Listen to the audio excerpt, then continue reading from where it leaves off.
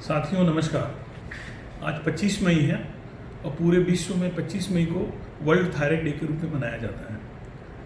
Thyroid जैसे कि आपको मालूम है एक बहुत ही शरीर का अति आवश्यक अंग है और इससे सिक्रेट होने वाले जो हार्मोन हैं वो पूरे शरीर के बहुत मेटाबॉलिज्म को रेगुलेट करते हैं। अगर आप देखते हैं तो हमारे भारतवर्ष में लगभग 11% लोग थायराइड की किसी न किसी बीमारी से ग्रसित हैं, जबकि यहीं आप अगर यूके और यूएस में देखते हैं तो लगभग 2% लोग ही इससे प्रभावित हैं। सवाल ये उठता है कि थायराइड ग्लैंड आखिर है क्या।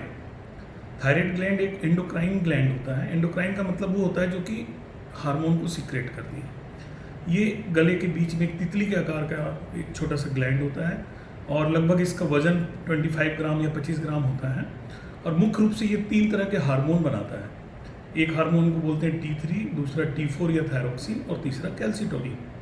T3 और T4 हार्मोन हमारे शरीर के लिए बहुत ही आवश्यक है, क्योंकि आप देखेंगे तो बचपन में ये प्रोटीन सिंथेसिस करते हैं, बच्चे के ग्रोथ को मेंटेन करते हैं, आपकी नींद या स्लीप की जो पैटर्न है उसको रेगुलेट करती हैं, महिलाओं में मासिक धर्म को रेगुलेट करती हैं और अगर आप बड़े होते हैं तो आपके जो मेटाबॉलिज्म है गट का उसको ये रेगुलेट करती है, जिससे आपको शरीर में एनर्जी मिलता है।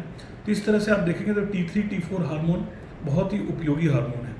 इसके अलावा जो तीसरा हार्मोन थायराइड ग्लैंड जो सीक्रेट करता है उसे कैल्सिटोनिन बोलते हैं। कैल्सिटोनिन मोस्टली कैल्शियम के मेटाबॉलिज्म को या कैल्शियम के हीमोस्टेसिस को रेगुलेट करता है।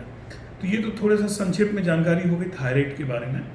और अब ये सवाल उठता है कि थायराइड की बीमारियां होती क्या हैं। हमारे यहाँ जो सबसे ज़्यादा कॉमन है, जैसे मैं पहले भी बताया कि थायराइड जो ग्लैंड है वो हार्मोन बनाती है।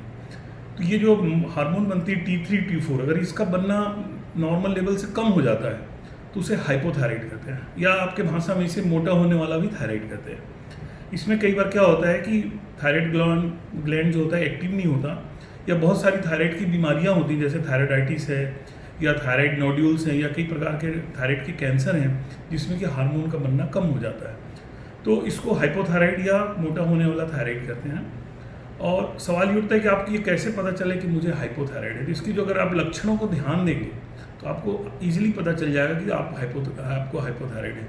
इसके लक्षणों में मुख्य रूप से आपका वजन बढ़ना या मोटापा बढ़ना और आपकी हार्ट रेट या धड़कन को स्लो होना, आपकी नींद डिस्टर्ब होना, स्किन जो होती है इसमें ड्राई हो जाती है, आपको ये दिन भर थकावट लगेगी, महिलाओं में महीना का प्रॉब्लम होता है या एक्सेसिव ब्लीडिंग होता है, बच्चों में ग्रोथ रिटार्डेशन होता है, मेंटल डेवलपमेंट पुअर होता है। तो इस तरह से अगर आप ध्यान देंगे तो आपको पता चल जाएगा कि हाइपोथायराइड से आप ग्रसित हैं।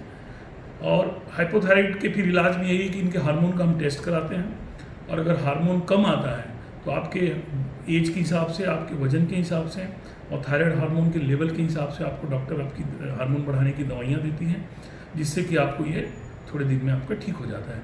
लेकिन मैं यहाँ ये बताना चाहूँगा कि कई लोगों को ये कन्फ्यूजन होता है कि गोली खाने के बाद जैसे थायराइड हार्मोन नॉर्मल हो गया तो दवाइयाँ वो बंद कर देते हैं, जबकि ऐसा नहीं करना चाहिए। इसलिए नहीं करना चाहिए कि ये जो बीमारी है हार्मोनल बीमारी है और ये कंट्रोल होने वाली बीमारी है, क्योर होने वाली बीमारी नहीं है। तो आप जैसे आपकी थायराइड हार्मोन नॉर्मल आते हैं तो आप डॉक्टर से मिल के आपकी दवाइयों के डोज आप कम करा सकते हैं, लेकिन बंद इसको कभी नहीं करना चाहिए। अब सवाल उठता है कि अगर आपको थायराइड है तो आप कितने दिन में आप थायराइड का टेस्ट कराएं। अगर थायराइड कंट्रोल नहीं है तो 4 से 8 हफ्ते में आपको ये टेस्ट रिपीट करना चाहिए। और थायराइड अगर आपका बिल्कुल नॉर्मल चल रहा है तो कम से कम 6 मंथ्स में थायराइड का टेस्ट रिपीट करना चाहिए।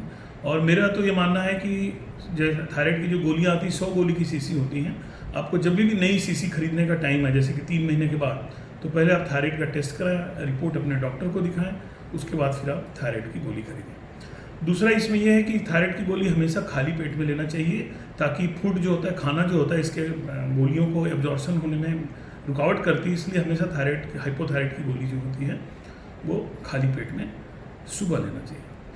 दूसरा जो थायराइड की बीमारी है जिसको हम लोग बोलते हैं हाइपरथायराइड, इसमें हार्मोन जितना बनना चाहिए उससे ज़्यादा बनता है। आपके भाषा में अगर इसको बोलें तो इसको सूखने वाला थायराइड या दुबला होने वाला थायराइड भी कहते हैं। ये मोटे होने वाले थायराइड से ज़्यादा खतरनाक है। खतरनाक इसलिए है कि ये हार्ट को इन्वॉल्व करती है। हमेशा पेशेंट को घबराहट, पैल्पिटेशन, टेकीकार्डिया के कारण होता है, सांस में फूलना और आँखों से देखने में दिक्कत, क्योंकि लेटर स्टेज पे आँख भारी हो जाती हैं, फूल जाते हैं, जिसको ऑप्थेल्मोप्लेजिया कहते हैं, तो विजन में भी प्रॉब्लम आता है। अच्छा खाना, अच्छा एक्सरसाइज के बाद भी दिन पे दिन मरीज़ का वेट लॉस होता है और चिड़चिड़ापन होना, इस तरह की बहुत सारी बीमारी होती है। तो ये हाइपरथायराइड भी सेम वही है कि आप इसको डायग्नोसिस करने के लिए आप हार्मोन का टेस्ट कराएं। अगर हार्मोन ज़्यादा बन रहा है तो उसको हम कम करने की दवाइयाँ देते हैं, जिससे कि ये भी कंट्रोल रहता है। लेकिन इसमें भी आपको लाइफ लॉन्ग दवाई खाने की ज़रूरत है।